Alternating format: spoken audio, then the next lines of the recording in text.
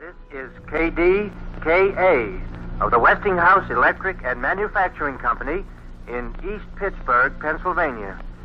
We shall now broadcast the election returns. We are receiving these returns through the cooperation and by special arrangements with the Pittsburgh Post and Sun. We'd appreciate it if anyone hearing this broadcast would communicate with us, as we are very anxious to know how far the broadcast is reaching and how it is being received. While we're waiting for the returns to come in over the telephone, direct from the Post and Sun, I'll give you the list of offices in today's presidential election. Here they are. Some 30 million Americans are electing a president of the United States, a vice president, 34 United States senators, 435 members of the House of Representatives, governors of 34 states, and thousands of minor offices, county judges, and officials. Okay, those are the offices to be filled. And here are the 7 complete presidential tickets that are being voted on. Republican, Warren G. Harding and Calvin Coolidge. Democratic, James M. Cox.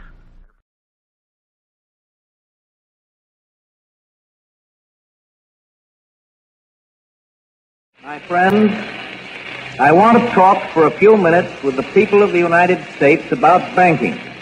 To talk with the comparatively few who understand the mechanics of banking, but more particularly with the overwhelming majority of you who use banks for the making of deposits and the drawing of checks.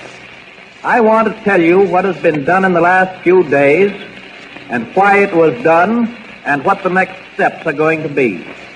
I recognize that the many proclamations from state capitals and from Washington, the legislation, the Treasury regulations, and so forth, couched for the most part in banking and legal terms, ought to be explained for the benefit of the average citizen. I owe this in particular because of the fortitude and the good temper with which everybody has accepted the inconvenience and the hardships of the banking holiday. And I know that when you understand what we in Washington have been about, I shall continue to have your cooperation as fully as I have had your sympathy and your help during the past week. First of all, let me state the simple fact that when you deposit money in a bank, the bank does not put the money into a safe deposit vault. It invests your money in many different forms of credit, in bonds, in commercial paper, in mortgages, and in many other kinds of loans. In other words, the bank puts your money to work to keep the wheels of industry and of agriculture turning round. A comparatively small part of the money that you put into the bank is kept in currency, an amount which in normal times is wholly sufficient to cover the cash needs of the average citizen. In other words, the total amount of all the currency in the country is only a comparatively small proportion of the total deposits in all the banks of the country.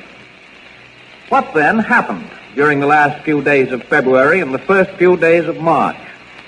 Because of undermined confidence on the part of the public, there was a general rush by a large portion of our population to turn bank deposits into currency or gold. A rush so great that the soundest banks couldn't get enough currency to meet the demand. The reason for this was that on the spur of the moment, it was of course impossible to sell perfectly sound assets of a bank and convert them into cash except at panic prices far below their real value. By the afternoon of March 3rd, a week ago last Friday, scarcely a bank in the country was open to do business. Proclamations closing them in whole or in part had been issued by the governors in almost all of the states. It was then that I issued the proclamation providing for the national bank holiday, and this was the first step in the government's reconstruction of our financial and economic fabric. The second step, last Thursday, was the legislation promptly and patriotically passed by the Congress, confirming my proclamation and broadening my powers so that it became possible, in view of the requirement of time, to extend the holiday and lift the ban of that holiday gradually in the days to come. This law also gave authority to develop a program of rehabilitation of our banking facilities. And I want to tell our citizens in every part of the nation that the National Congress, Republicans and Democrats alike, showed by this action a devotion to public welfare and a realization of the emergency and the necessity for speed that it is difficult to match in all our history. The third stage has been the series of regulations permitting the banks to continue their functions to take care of the distribution of food and household necessities and the payment of payroll. This bank holiday, while resulting in many cases in great inconvenience, is affording us the opportunity to supply the currency necessary to meet the situation. Remember that no sound bank is a dollar worse off than it was when it closed its doors last week. Neither is any bank which may turn out not to be in a position for immediate opening. The new law allows the 12 Federal Reserve banks to issue additional currency on good assets, and thus the banks that reopen will be able to meet every legitimate call. The new currency is being sent out by the Bureau of Engraving and Printing in large volume to every part of the country.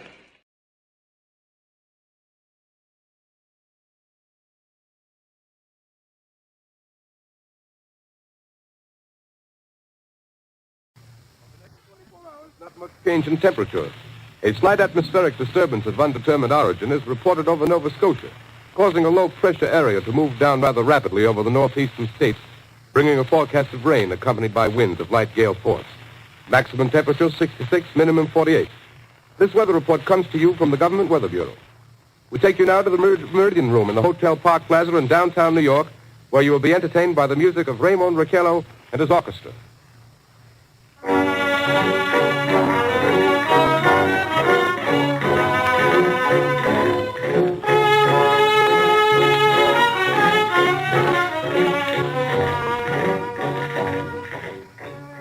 Good evening, ladies and gentlemen. From the Meridian Room in the Park Plaza Hotel in New York City, we bring you the music of Raymond Raquello and his orchestra.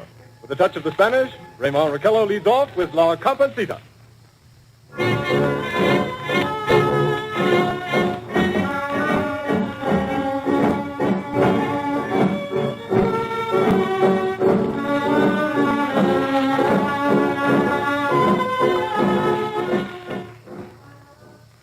Ladies and gentlemen, we interrupt our program of dance music to bring you a special bulletin from the Intercontinental Radio News. At 20 minutes before 8 Central Time, Professor Farrell of the Mount Jennings Observatory, Chicago, Illinois, reports observing several explosions of incandescent gas occurring at regular intervals on the planet Mars. The spectroscope indicates the gas to be hydrogen and moving toward the Earth with enormous velocity. Professor Pearson of the observatory at Princeton confirms Farrell's observation and describes the phenomenon as, quote, like a jet of blue flame shot from a gun, unquote. We now return you to the music of Raymond Raquello, playing for you in the Meridian Room of the Park Plaza Hotel, situated in downtown New York.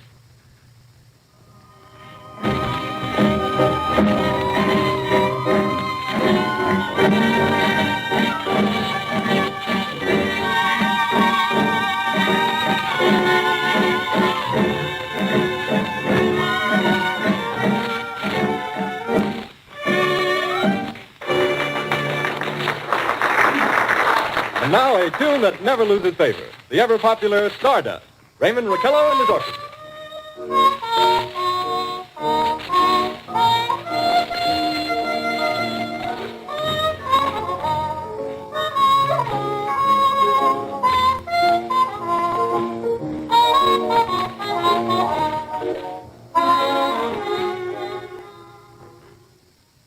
Ladies and gentlemen, following on the news given in our bulletin a moment ago, the Government Meteorological Bureau has requested the large observatories of the country to keep an astronomical watch on any further disturbances occurring on the planet Mars.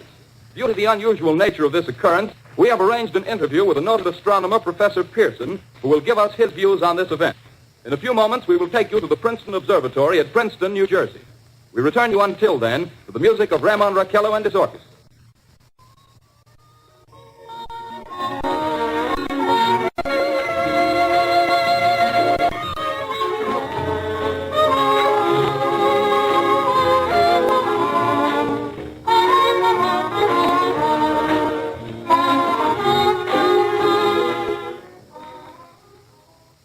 are ready now to take you to the Princeton Observatory at Princeton, where Carl Phillips, our commentator, will interview Professor Richard Pearson, famous astronomer. We take you now to Princeton, New Jersey. Good evening, ladies and gentlemen. This is Carl Phillips speaking to you from the observatory at Princeton. I'm standing in a large semicircular room, pitch black except for an oblong split in the ceiling. Through this opening, I can see a sprinkling of stars that cast a kind of frosty glow over the intricate mechanism of the huge telescope. The ticking sound you hear is the vibration of the clockwork. Professor Pearson stands directly above me on a small platform, peering through the giant lens. I'll ask you to be patient, ladies and gentlemen, during any delay that may arise during our interview. Besides the ceaseless watch of the heavens, Professor Pearson may be interrupted by telephone or other communication. During this period, he is in constant touch with the astronomical centers of the world. Professor, may I begin our questions? At any time, Mr. Phillips. Professor, would you please tell our radio audience exactly what you see as you observe the planet Mars through your telescope? Nothing unusual at the moment, Mr. Phillips. A red disk swimming in the blue sea. Transverse stripes across the disk. Quite distinct now because Mars happens to be at the point nearest the Earth, in opposition, as we call it. In your opinion, what do these transverse stripes signify, Professor Pearson? Not canals, I can assure you, Mr. Phillips. Although that's the popular conjecture of those who imagine Mars to be inhabited. From a scientific viewpoint, the stripes are merely the result of atmospheric conditions peculiar to the planet. Then you're quite convinced, as a scientist, that living intelligence as we know it does not exist on Mars? I'd say the chances against it are 1,000 to 1. And yet, how do you account for these gas eruptions occurring on the surface of the planet at regular intervals? Phillips, I cannot account for it. By the way, Professor, for the benefit of our listeners, how far is Mars from the Earth? Approximately 40 million miles. Well, that seems a safe enough distance. Just a moment, ladies and gentlemen. Someone has just handed Professor Pearson a message. While he reads it, let me remind you that we are speaking to you from the observatory in Princeton, New Jersey, where we are interviewing the world-famous astronomer, Professor Pearson. One moment, please. Professor Pearson has passed me a message which he has just received. Professor, may I read the message to the listening audience? Certainly, Mr. Phillips. Ladies and gentlemen, I shall read you a wire addressed to Professor Pearson from Dr. Gray of the Natural History Museum, New York. Quote, 9:15 p.m. Eastern Standard Time.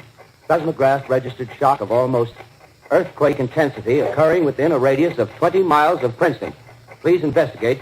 Signed, Lloyd Gray, Chief of Astronomical Division. Unquote.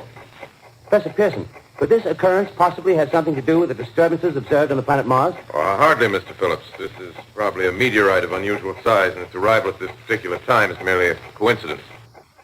However, we shall conduct a search as soon as daylight permits. Thank you, Professor. Ladies and gentlemen, for the past 10 minutes, we've been speaking to you from the observatory at Princeton, bringing you a special interview with Professor Pearson, noted astronomer. This is Carl Phillips speaking. We are returning you now to our New York studio.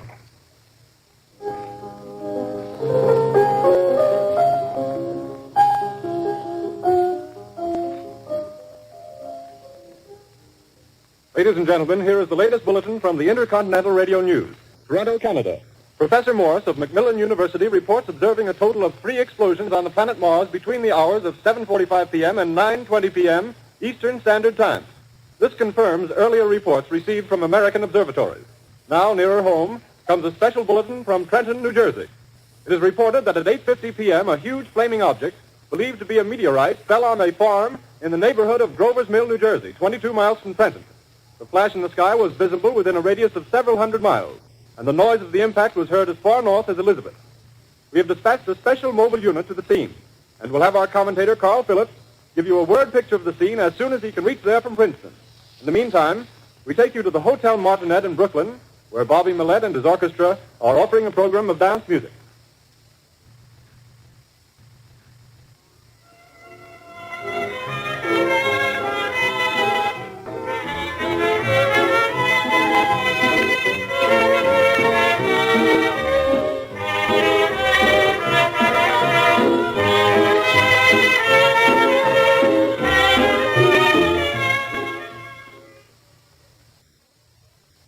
Take you now to Grover's Mill, New Jersey.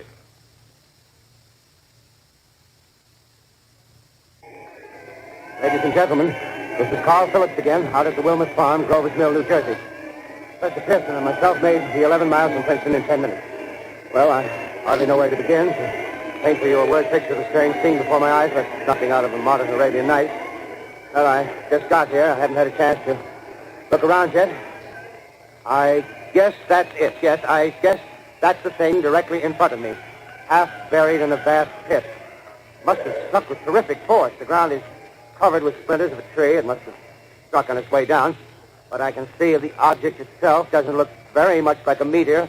At least not the meteors I've seen. It looks more like a huge cylinder. Has a diameter of, what would you say, Professor Pearson? What's that? What would you say, what's the diameter of this? About 30 yards. About 30 yards. The metal on the sheath is, well, I've never seen anything like it. The color is sort of yellowish white. There's curious spectators now are pressing close to the object in spite of the efforts of the police to keep them back. Getting in front of my line of vision. Would you mind standing one side, please? While they're pushing the crowd back. Here's Mr. Wilmot, owner of the farm here. He may have some interesting facts to add. Mr. Wilmot, would you please tell the radio audience as much as you remember of this rather unusual visitor that dropped in your backyard? Step closer, please. Ladies and gentlemen, this is Mr. Wilmot. Well, I was listening to the radio. Closer and louder, please. Pardon me? Louder, please. Closer. Yes. I was listening to the radio and kind of drowsing. That professor fellow was talking about Mars, so I was half dozing and half... Yes, Mr. Wilmot, and then what happened? Well, as I was saying, I was listening to the radio, kind of halfway. Yes, Mr. Wilmot, and then you saw something. Well, not first off. I heard something. And what did you hear? A hissing sound like this. Kind of like a 4th of July rocket. Yes, then what? I turned my head out the window and would have sworn I was asleep and dreaming. Yes? I seen a kind of greenish streak and then zingo. Something smacked the ground, knocked me clear out of my chair. Well, were you frightened, Mr. Wilmot? Well, I ain't quite sure. I reckon I was kind of riled. Well, thank you, Mr. Wilmot. Thank you very much. Yeah, you want me to tell No, that's quite all right. That's plenty. Ladies and gentlemen, you've just heard Mr. Wilmot, owner of the farm where this thing has fallen. I wish I could convey the atmosphere, the background of this fantastic scene. Hundreds of cars are parked in a field in back of us, and the police are trying to rope off the roadway leading into the farm, but it's no use. They're breaking right through. The car's headlights throw an enormous spotlight on the pit where the object's half buried. Now, some of the more daring goers now are venturing near the edge. The silhouettes stand out against the metal sheen. One man wants to touch the thing. He's having an argument with the policeman. Now, the policeman wins. Now, ladies and gentlemen, there's something I haven't mentioned in all this excitement, but it's becoming more distinct. Perhaps you've caught it already on your radio. Listen, please. Do you hear it? It's a curious humming sound that seems to come from inside the object. I'll move the microphone nearer. Here. Now, we're not more than 25 feet away. Can you hear it now? Professor Pearson. Yes, Mr. Can you tell us the meaning of that scraping noise inside the thing? Possibly the unequal cooling of its surface. I say, do you still think it's a meteor, Professor? I don't know what to think. The metal casing is definitely extraterrestrial. Not found on this Earth. Friction with the Earth's atmosphere usually tears holes in a meteorite. This thing is smooth and you can see its cylindrical Just a minute. shape. Something's happening. Ladies and gentlemen, this is terrific. This end of the thing is beginning to flake off. The top is beginning to rotate like a screw, and the thing must be hollow. He's moving! Keep back there! Keep back there! Keep those men back! Keep back there! Keep those idiots back! Take off! The top blew! Look out there! Stand back! Ladies and gentlemen, this is the most terrifying thing I've ever witnessed. Wait a minute.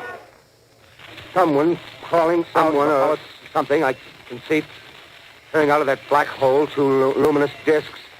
The eyes, it might be a face, might be almost... Good heavens, something wriggling out of the shadow like a gray snake. Now it's another one, and another one, and another one. They look like tentacles to me. Oh, yeah, I can see the thing's body. Now it's large as a bear. It glistens like wet leather, but its face, ladies and gentlemen, it's indescribable. I can hardly force myself to keep looking at it. It's so awful. The eyes are black, and they gleam like a serpent. The mouth is kind of V-shaped with saliva dripping from its rimless lips. It seems to quiver and pulsate, and the monster, or whatever it is, can hardly move. It seems weighed down by possibly gravity or something. The thing's rising up now, and the crowd falls back. There seems plenty. The most extraordinary experience, ladies and gentlemen. I can't find words. Well, I'll pull this microphone with me as I talk. I'll have to stop the description until I can take a new position. Hold on, will you please? I'll be right back in a minute.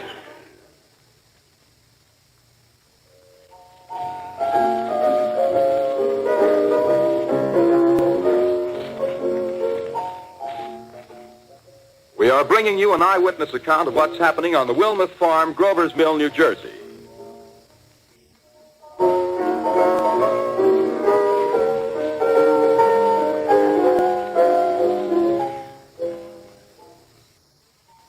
We now return you to Carl Phillips at Grover's Mill.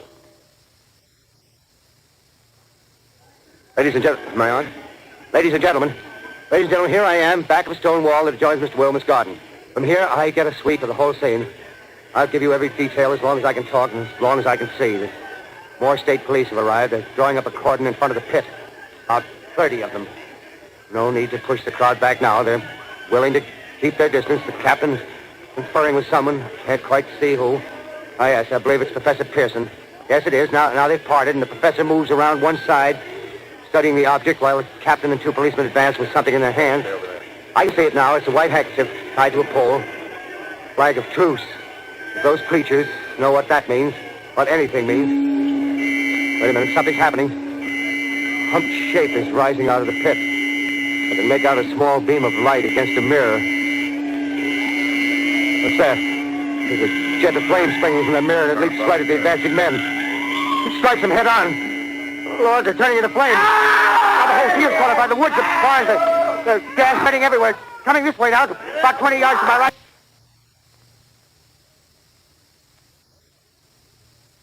Ladies and gentlemen, due to circumstances beyond our control, we are unable to continue the broadcast from Grover's Mill. Evidently, there's some difficulty with our field transmission. However, we will return to that point at the earliest opportunity. In the meantime, we have a late bulletin from San Diego, California. Professor Indelkoffer, speaking at a dinner of the California Astronomical Society, expressed the opinion that the explosions on Mars are undoubtedly nothing more than severe volcanic disturbances on the surface of the planet. We continue now with our piano interlude.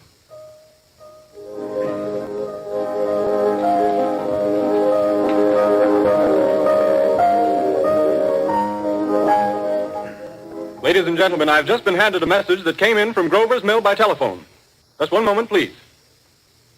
At least 40 people, including 6 state troopers, lie dead in a field east of the village of Grover's Mill. Their bodies burned and distorted beyond all possible recognition. The next voice you hear will be that of Brigadier General Montgomery Smith, commander of the state militia at Trenton, New Jersey. I have been requested by the governor of New Jersey to place the counties of Mercer and Middlesex as far west as Princeton and east to Jamesburg under martial law. No one will be permitted to enter this area except by a special pass issued by state or military authorities. 4 companies of state militia are proceeding from Trenton to Grover's Mill and will aid in the evacuation of homes within the range of military operations. Thank you. You have just been listening to General Montgomery Smith, commanding the state militia at Trenton. In the meantime, further details of the catastrophe at Grover's Mill are coming in. The strange creatures, after unleashing their deadly assault, crawled back in their pit and made no attempt to prevent the efforts of the firemen to recover the bodies and extinguish the fire. The combined fire departments of Mercer County are fighting the flames which menace the entire countryside. We have been unable to establish any contact with our mobile unit at Grover's Mill, but we hope to be able to return you there at the earliest possible moment. In the meantime, we take you to... Just one moment, please. Ladies and gentlemen, I have just been informed that we have finally established communication with an eyewitness of the tragedy. Professor Pearson has been located at a farmhouse near Grover's Mill, where he has established an emergency observation post. As a scientist, he will give you his explanation of the calamity. The next voice you hear will be that of Professor Pearson, brought to you by direct wire. Professor Pearson. Of the creatures in the rocket cylinder at Grover's Mill, I can give you no authoritative information either as to their nature, their origin, or their purposes here on Earth. Of their destructive instrument, I might venture some conjectural explanation. For want of a better term, I shall refer to the mysterious weapon as a heat ray. It's all too evident that these creatures have scientific knowledge far in advance of our own. It's my guess that in some way they are able to generate an intense heat in a chamber of practically absolute non-conductivity. This intense heat they project in a parallel beam against any object they choose by means of a polished parabolic mirror of unknown composition, much as the mirror of a lighthouse projects a beam of light. That is my conjecture of the origin of the heat ray. Thank you, Professor Pearson. Ladies and gentlemen, here is a bulletin from Trenton. It is a brief statement informing us that the charred body of Carl Phillips has been identified in the Trenton Hospital. Now, here's another bulletin from Washington, D.C. The Office of the Director of the National Red Cross reports 10 units of Red Cross emergency workers have been assigned to the headquarters of the state militia, stationed outside of Grover's Mill, New Jersey. Here's a bulletin from State Police, Princeton Junction. The fires at Grover's Mill and vicinity are now under control. Scouts report all quiet in the pit, and there is no sign of life appearing from the mouth of the cylinder. Now, ladies and gentlemen, we have a special statement from Mr. Harry McDonald, Vice President in charge of operations. We have received a request from the state militia of Trenton to place at their disposal our entire broadcasting facilities. In view of the gravity of the situation, and believing that radio has a responsibility to serve in the public interest at all times, we are turning over our facilities to the state militia at Trenton. We take you now to the field headquarters of the state militia near Grover's Mill, New Jersey. This is Captain Lansing of the Signal Corps, attached to the state militia, now engaged in military operations in the vicinity of Grover's Mill. Situation arising from the reported presence of certain individuals of unidentified nature is now under complete control.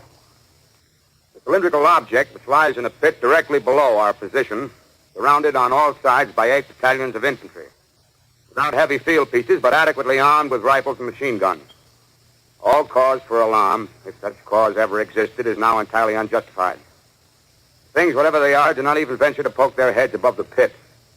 I can see their hiding place plainly in the glare of the searchlights here. With all their reported resources, these creatures can scarcely stand up against heavy machine gun fire. Anyway, it's an interesting outing for the troops. I can make out their khaki uniforms crossing back and forth in front of the lights. Looks almost like a real war. There appears to be some slight smoke in the woods bordering the Millstone River, probably fire started by campers. Well, we ought to see some action soon. One of the companies is deploying on the left flank. A quick thrust and it'll all be over. Now, wait a minute. I see something on top of the cylinder. No, it's nothing but a shadow. Now the troops are on the edge of the Wilmot Farm. 7,000 armed men closing in on an old metal tube. A tub, rather. Well, wait, that wasn't a shadow. It's something moving.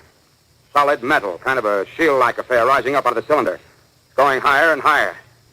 What? It's standing on legs, actually rearing up on a sort of metal framework. Now it's reaching above the trees and the searchlights are on it. Hold on.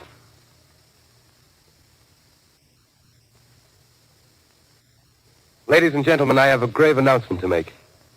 Incredible as it may seem, both the observations of science and the evidence of our eyes lead to the inescapable assumption that those strange beings who landed in the Jersey farmlands tonight are the vanguard of an invading army from the planet Mars. The battle which took place tonight at Grover Mills has ended in one of the most startling defeats ever suffered by an army in modern times. 7,000 men armed with rifles and machine guns pitted against the single fighting machine of the invaders from Mars. 120 known survivors. The rest strewn over the battle area from Grover's Mill to Plainsboro, crushed and trampled to death under the metal feet of the monster, or burned to cinders by its heat ray. The monster is now in control of the middle section of New Jersey and has effectively cut the state through its center. Communication lines are down from Pennsylvania to the Atlantic Ocean. Railroad tracks are torn and service from New York to Philadelphia discontinued, except routing some of the trains through Allerton and Phoenixville. Highways to the north, south, and west are clogged with frantic human traffic. Police and army reserves are unable to control the mad flight. By morning, the fugitives will have swelled Philadelphia, Camden, and Trenton. It is estimated to twice their normal population. Martial law prevails throughout New Jersey and eastern Pennsylvania. At this time, we take you to Washington for a special broadcast on the national emergency. The Secretary of the Interior. Citizens of the nation, I shall not try to conceal the gravity of the situation that confronts the country, nor the concern of your government in protecting the lives and property of its people. However, I wish to impress upon you, private citizens and public officials, all of you, the urgent need of calm and resourceful action. Fortunately, this formidable enemy is still confined to a comparatively small area, and we may place our faith in the military forces to keep them there. In the meantime, placing our faith in God, we must continue the performance of our duties, each and every one of us, so that we may confront this destructive adversary with a nation united courageous, and consecrated to the preservation of human supremacy on this earth. I thank you. You have just heard the Secretary of the Interior speaking from Washington. Bulletins too numerous to read are piling up in the studio here. We're informed that the central portion of New Jersey is blacked out from radio communication due to the effect of the heat ray upon power lines and electrical equipment. Here's a special bulletin in New York. Cables have been received from English, French, and German scientific bodies offering assistance. Astronomers report continued gas outbursts at regular intervals on the planet Mars. The majority voiced the opinion that the enemy will be reinforced by additional rocket machines. There have been several attempts made to locate Professor Pearson of Princeton, who has observed Martians at close range. It is feared he was lost in the recent battle. Langham Field, Virginia. Scouting planes report 3 Martian machines visible above treetops, moving north toward Somerville with population fleeing ahead of them. The heat ray is not in use, although advancing at express train speed. Invaders pick their way carefully. They seem to be making a conscious effort to avoid destruction of cities and countryside. However, they stop to uproot power lines, bridges, and railroad tracks. Their apparent objective is to crush resistance, paralyze communication, and disorganize human society. Here is a bulletin from Basking Ridge, New Jersey. Coon hunters have stumbled on a second cylinder similar to the first, embedded in the great swamp 20 miles south of Morristown. Army field pieces are proceeding from Newark to blow up the second invading unit before the cylinder can be opened and the fighting machine rigged. They are taking up a position in the foothills of Watchung Mountain. Another bulletin from Langham Field, Virginia. Scouting planes report enemy machines, now 3 in number, increasing speed northward, kicking over houses and trees in their evident haste to form a conjunction with their allies south of Morristown. Machines also sighted by telephone operator east of Middlesex within 10 miles of Plainfield. Here's a bulletin from Winston-Field, Long Island. A fleet of Army bombers carrying heavy explosives flying north in pursuit of enemy. Scouting planes act as guides. They keep the speeding enemy in sight. Just a moment, please, ladies and gentlemen. We've run special wires to the artillery line in adjacent villages to give you direct reports in the zone of the advancing enemy. First, we take you to the battery of the 22nd Field Artillery, located in the Watchung Mountains. Range 32 meters. 32 meters. Direction 39 degrees. 39 degrees. Fire. 140 yards to the right, sir. Drift range 31 meters. 31 meters. Projection 37 degrees. 37 degrees. Fire. Hit, sir. On the tripod of one of them.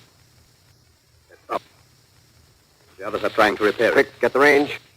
Shift 30 meters. 30 meters. Projection 27 degrees. 27 degrees. Fire.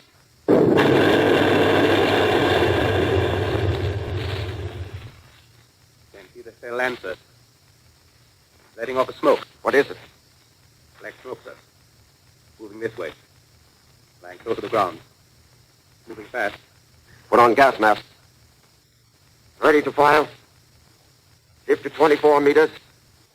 24 meters. Projection 24 degrees. 24 degrees. Fire.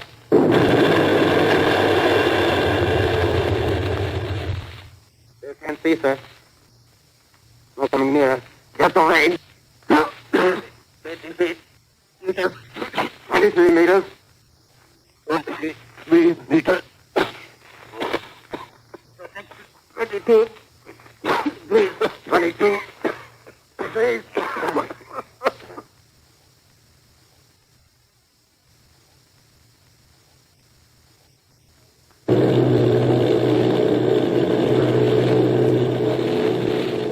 Army bombing plane B-843 off Bayonne, New Jersey. Lieutenant Bolt, commanding 8 bombers, reporting to Commander Fairfax, Langham Field.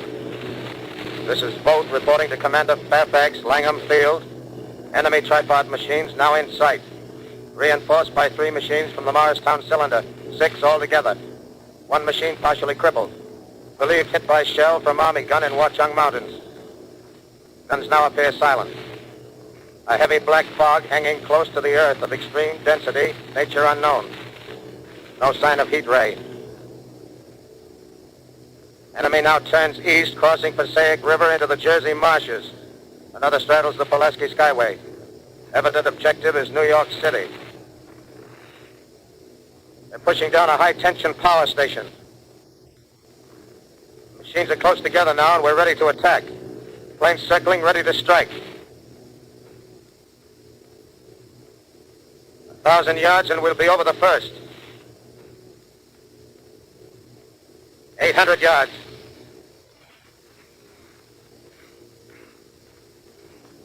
600.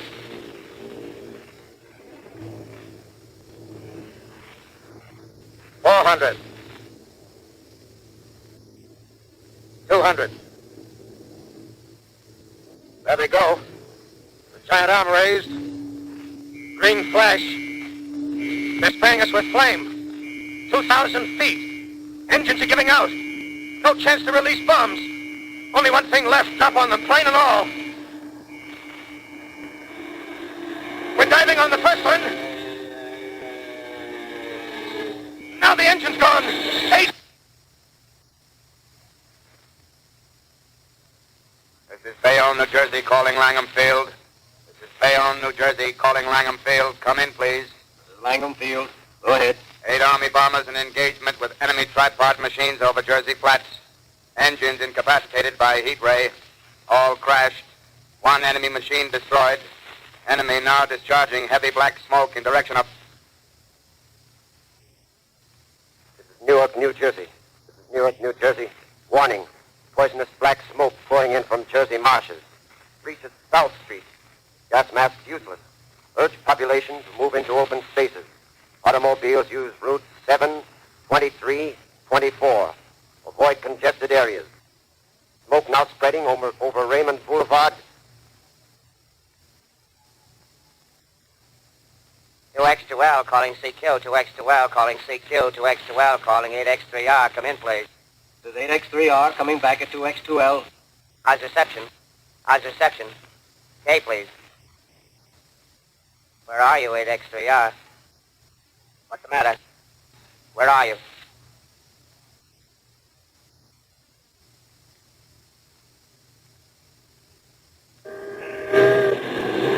I'm speaking from the roof of Broadcasting Building. I'm speaking from the roof of Broadcasting Building, New York City. The bells you hear are ringing to warn the people to evacuate the city as Martians approach. Estimated in the last 2 hours, 3 million people have moved out along the roads to the north. Hutchison River Parkway is still kept open for motor traffic. Avoid bridges to Long Island, hopelessly jammed. All communication with Jersey Shore closed 10 minutes ago. No more defenses. Our army is wiped out. Artillery, Air Force, everything wiped out. This may be the last broadcast. We'll stay here to the end. People are holding service here below us in the cathedral. Now I look down the harbor, all manner of boats, overloaded with fleeing population pulling out from docks. Streets are all jammed. Noise and crowds like New Year's Eve in city. Wait a minute, the enemy is now in sight above the Palisades. Five great machines. First one is crossing the river. I can see it from here, wading the Hudson like a man wading through a brook. A bulletin is handed me. Martian cylinders are falling all over the country. One outside of Buffalo, one in Chicago, St. Louis. Seem to be timed in space. Now the first machine reaches the shore. He stands watching, looking over the city. Steel cowlish head is even with the skyscrapers. He waits for the others. They rise like a line of new towers on the city's west side. Now they're lifting their metal hands. This is the end now. Smoke comes out, black smoke drifting over the city. People in the streets see it now. They're running toward the East River, thousands of them, dropping in like rats. Now the smoke's spreading faster. It's reached Times Square. People are trying to run away from it, but it's no use. They're falling like flies. Now the smoke's crossing 6th Avenue. Fifth Avenue. 100 yards away. It's 50 feet.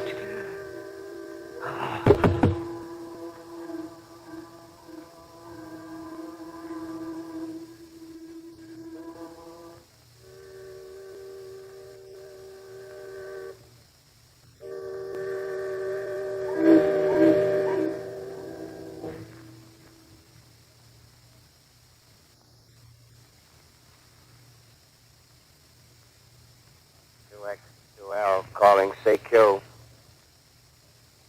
2X2L calling CQ. 2X2L calling CQ, New York. Isn't there anyone on the air? Isn't there anyone on the air? Isn't there anyone? 2X2L.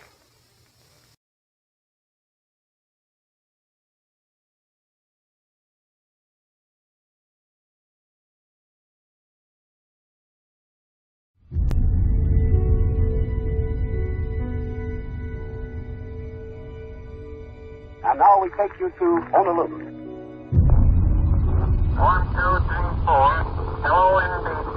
Hello, NBC. This is CCU in Honolulu, Hawaii. I am speaking from the roof of the Advertiser Publishing Company building. We have witnessed this morning the distant view, the battle off Pearl Harbor, and the severe bombing of Pearl Harbor by enemy planes, undoubtedly Japanese. The city of Honolulu has also been attacked and considerable damage done. This battle has been going on for nearly 3 hours. It is no joke, it is a real war.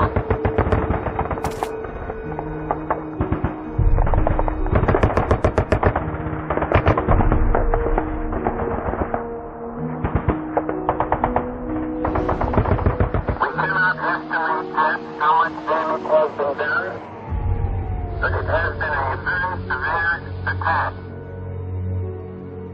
The Navy and Army appear now to have the air and the sea under control. Just a minute. We want to interrupt this just a second, please. This is the telephone company, the chief operator. Yes? We tried to get through on an emergency call. Could you tell me? Well, we're talking to New York now. Please, 1, 2.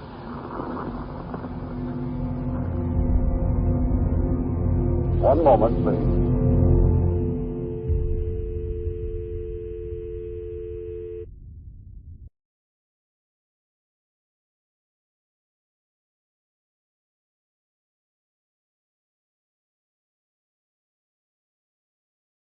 The Japanese have accepted our terms fully. That is the word we have just received from the White House in Washington, and I didn't expect to hear a celebration here in our newsroom in New York, but you can hear one going on behind me. We switched to London. I don't know what happened. I'm not even sure whether you heard the first words of Prime Minister Attlee or not.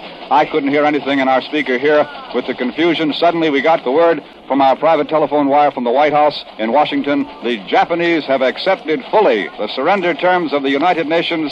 This, ladies and gentlemen, is the end of the Second World War. It is not, of course, the official VJ Day, but the United Nations on land, on sea, on air, to the 4 corners of the earth and the 7 seas, are united and are victorious. No details yet. The news machine's beginning to tick away after a brief pause. We did not get that information from the press associations. It came on our private wire from the White House. Now it's beginning to come. Bulletin AP. Washington, August 14th. President Truman announced at 7 p.m. Eastern Wartime tonight, and it stops. Flash on the INS, or is it UP? MacArthur appointed Jap boss. Flash, MacArthur appointed Jap boss. Is that UP or INS? INS, Beth, thank you. International News Service, I'd like to credit the sources. International News Service flashes the word that General MacArthur is supreme over the Emperor of Japan. He becomes the Allied boss. The AP, meanwhile, that I'd started to read, is now started up again. President Truman announced 7 p.m. Eastern Wartime tonight, Japanese acceptance of surrender terms. The AP does not use the word full, but our previous information did contain the word full acceptance. Paul White's coming to stand beside me with the first take of Prime Minister Attlee's speech. And let us see. Mr. Attlee says Japan has today surrendered. Now down in Washington, one of our Columbia correspondents who helped to get the news to us so quickly, Bill Henry, is standing by. This is Bob Trout in New York. We're going to switch you quickly now to Washington. Bill Henry reporting. Bob, this is Bill Henry in the mobile transmitter just across from the White House, and I will read you the statement by the President, dated August 14th, 1945. This is the statement. I have received this afternoon a message from the Japanese government in reply to the message forwarded to that government by the Secretary of State on August 11th. I deem this reply a full acceptance of the Potsdam Declaration, which specifies the unconditional surrender of Japan. In the reply, there is no qualification. Arrangements are now being made for the formal signing of surrender terms at the earliest possible moment. General Douglas MacArthur has been appointed the Supreme Allied Commander to receive the Japanese surrender. Great Britain, Russia, and China will be represented by high-ranking officers.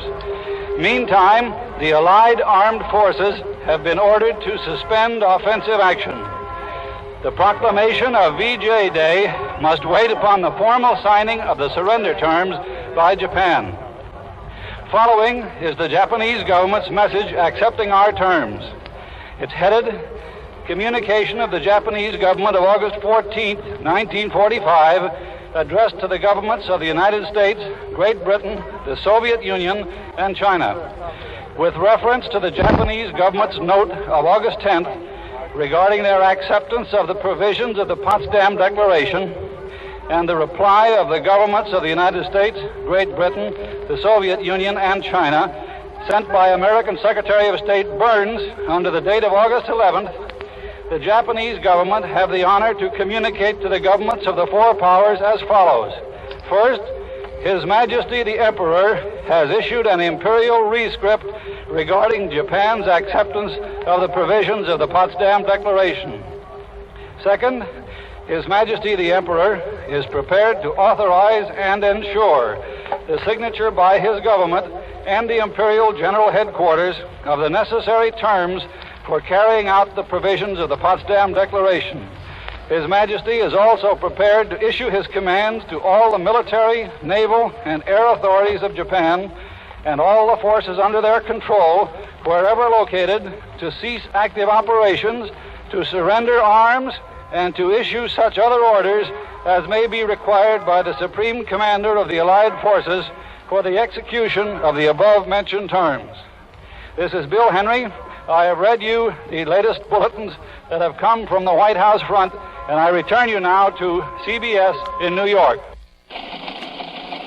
This is Columbia's news headquarters in New York. Our last great enemy is defeated. The Second World War is at an end. Ladies and gentlemen, our national anthem.